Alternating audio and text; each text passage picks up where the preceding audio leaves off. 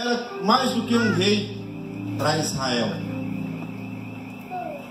E quando o povo pede um rei, o Samuel vai orar a Deus e diz: Senhor, eles me rejeitaram e eles pedem um rei. E Deus responde para Samuel: eles não rejeitaram você, e eles rejeitaram a mim. Por que Deus disse isso? Porque o Senhor era rei sobre Israel. O Senhor reinava sobre Israel. Era um governo teocrático. Era o governo de Deus que estava sobre a vida daquela nação. E ele se utilizava da vida de alguns homens, como os juízes, e, enfim, no momento ali, o profeta Samuel. O Samuel era um homem abençoador. Ele abençoou Eli, que foi profeta antes dele, sacerdote antes dele. Ele abençoou Saul. Ele abençoou a nação de Israel. Ele era fonte de bênção. Ele construiu uma escola na sua casa, onde abrigava muitos jovens, muitos homens, que eram chamados de escola de profeta.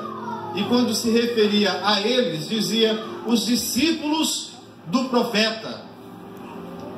Até nos dias do profeta Elias e depois Eliseu, nós vamos encontrar essa escola em vigor, sendo trabalhada, passando por dificuldade. Mas nos dias de Samuel, era o auge, era o melhor momento. E aqueles homens eram todos eles abençoados pela vida de Samuel. Samuel tinha um carinho por Saul. E por causa de Samuel, vocês viram o gatinho, né? Passando. Por causa de Samuel, Deus não mexia, não destruía, não tirava o trono de Saul.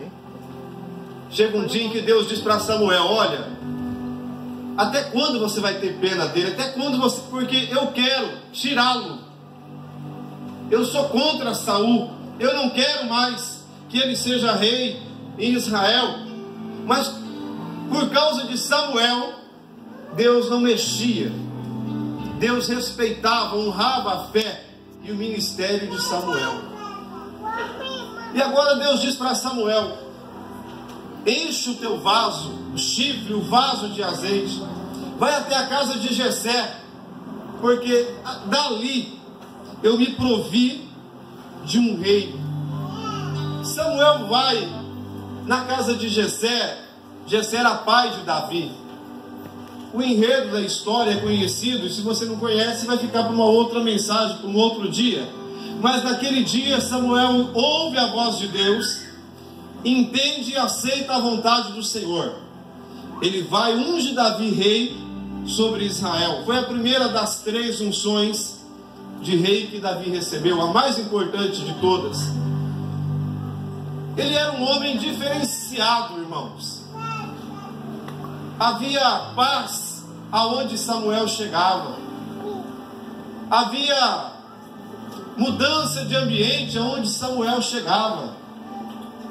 Havia vitória quando ele profetizava. Mas poucas pessoas sabem que o Samuel era fruto de uma mulher que orava. Samuel era fruto de uma mãe que buscou de Deus. E não foram poucos anos, foram muitos anos em que a irmã Ana orava, pedindo a Deus um filho, até o dia em que Deus lhe concedeu. Ela ficou grávida e ela disse: o Samuel eu vou dedicar ao Senhor. E tudo aquilo que nós abençoamos, tudo aquilo que nós profetizamos bênção, quando estamos na presença do Senhor, vai ser abençoado.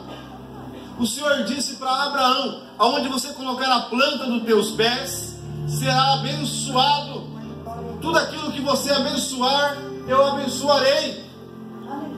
E todos aqueles que tentarem te amaldiçoar, não vai ter vigor. Na terça-feira eu falei sobre Balaão, que tentou amaldiçoar Israel. Mas como amaldiçoar aquilo ou a quem Deus abençoou? Israel fora abençoado por Abraão. Agora a terra está sendo abençoada por Samuel. Mas Samuel foi abençoado por Ana. Eu estava pensando de mães, de pessoas que amaldiçoam. Eu ouvi mães dizerem a filhos, a filhas: você vai ver, quando você casar, vão fazer pior com você. Isso é uma maldição. Mas graças a Deus, que a maioria dessas pessoas teve um encontro com Cristo.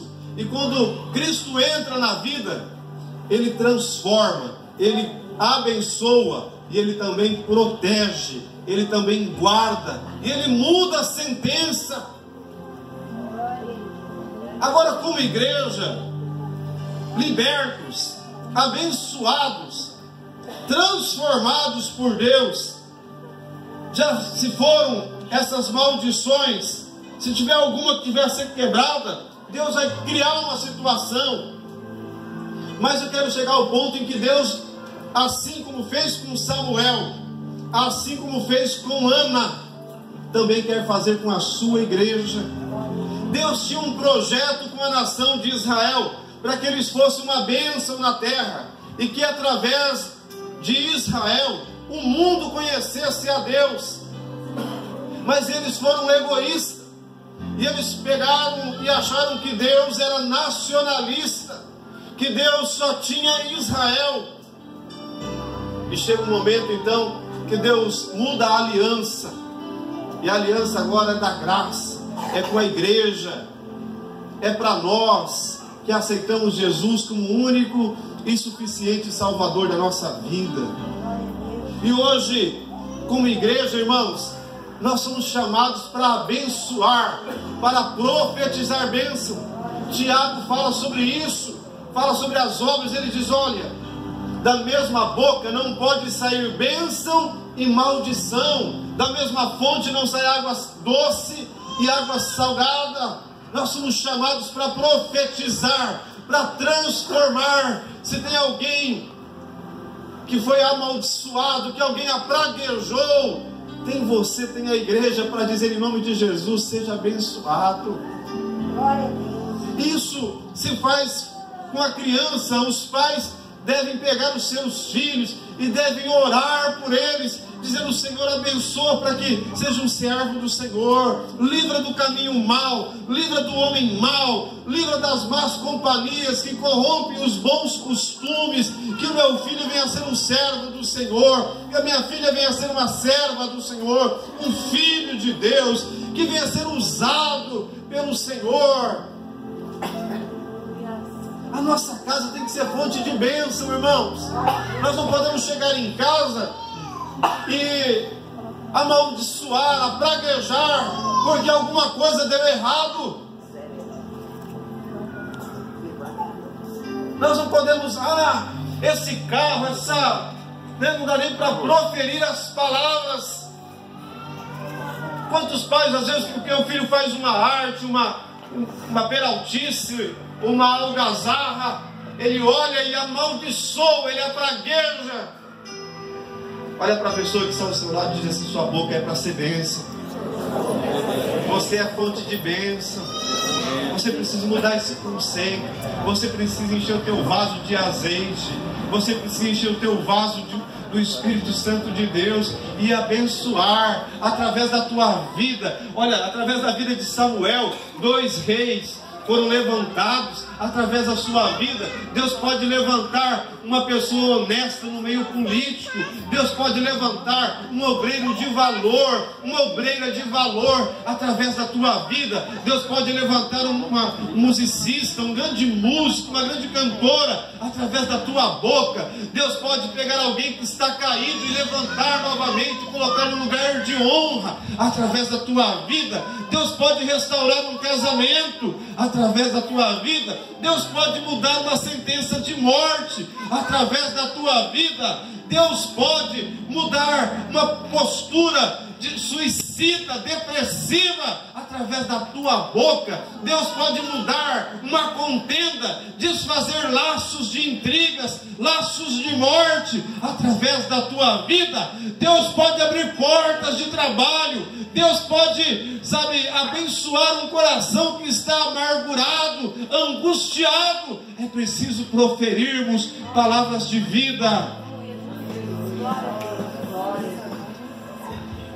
Enche o teu vaso de azeite, enche a tua vida. O azeite é o símbolo do Espírito Santo, é unção. Enche quando você chegar num lugar com cheiro de morte, com a presença da morte, um lar sendo destruído, sonhos foram amortecidos, sonhos perdidos, desfeitos. Você chega lá e diz: não, vai dar certo. Vamos confiar no Senhor, vamos acreditar no Senhor, vamos ter esperança no Senhor. Olha, vamos buscar do Senhor, vamos servir ao Senhor. Olha, você já orou acerca disso? Você já buscou a Deus acerca disso? Não, então vamos orar juntos. Eu quero orar com você. Quando eu pergunto para alguns pais: você já orou pelos seus filhos? A maioria tem vergonha, tem timidez. Ah, mas é porque eu sou tão falho. Mas quem não é? Quem não é? Você já pôs a mão sobre... A minha esposa está meio perturbada. Você já chamou ela e falou: olha, vamos orar juntos, vamos mudar a história do nosso casamento? Ah, não. Por quê? Ah, ela sabe que eu sou falho, que eu sou errado. Mas quem não é? Você já pegou seu esposo, entrou na palavra de separação. Ah, nós vamos separar, vamos ver que cada... Não, faz o seguinte, antes de separar, vem cá, vamos ler o Salmo 91, vamos ler o Salmo 46, vamos ler o Salmo 23, vamos se ajoelhar aqui e vamos orar juntos. Depois da oração, a gente decide se separa. Eu duvido que vai haver separação. Você foi chamado para profetizar bênção, meu irmão. A gente está perdendo a oportunidade. Quantas pessoas estão deixando de ser abençoadas? Davi estava lá, ele nem sabia o que era, o que seria. Ele era apenas um pastor das ovelhas que o pai tinha lá no pasto, mas ele estava lá e provavelmente ele tinha uma vida com Deus. Ele não sabia o que Deus tinha para ele, e Samuel estava lá apegado. O Saul já havia violado a lei, o Saul já havia procrastinado, o Saul já havia se rebelado, o Saul já havia feito tantas coisas. Era hora de abençoar outra pessoa, e o Samuel estava lá preocupado, e Deus falou para ele: enche o teu vaso de azeite, vai lá e abençoa. Eu tenho alguém para você abençoar. O Davi vai ser abençoado, vai passar por baixo das tuas mãos. Olha, Samuel, talvez ninguém vai saber disso. Talvez na mente dele, ele pensou na morte, na ameaça que Saul podia fazer com ele, mas é melhor obedecer a Deus do que obedecer os homens. E o Samuel vai, ele abençoa o Davi, ele derrama o azeite sobre a cabeça de Davi. Demorou ainda 20 anos, quase 25 anos, mas Davi assume o trono, aleluia. E ele assumiu porque o Samuel o havia abençoado da parte de Deus. Sabe, irmãos, tem muita gente perecendo, tem muita gente morrendo espiritualmente, tem muita gente morrendo emocionalmente e em relacionamentos, porque está faltando pessoas para abençoar. Está faltando os abençoadores.